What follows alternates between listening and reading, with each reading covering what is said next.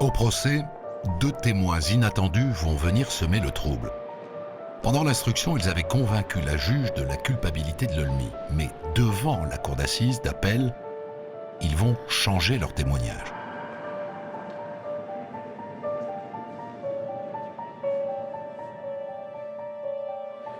Il s'agit de deux des trois réceptionnistes marocains qui travaillaient dans l'hôtel de Julie Derouet. Mais ce soir à la barre, ils font marche arrière toute. Ils n'ont jamais vu Jamel Lelmy. Jamais. Ce rebondissement d'audience est assez pitoyable.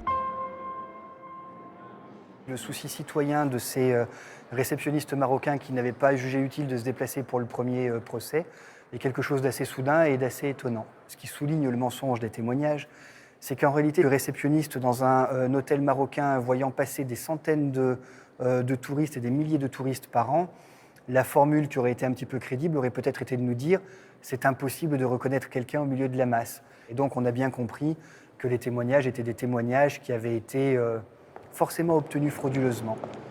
La seule explication cohérente, c'est qu'ils ont été achetés.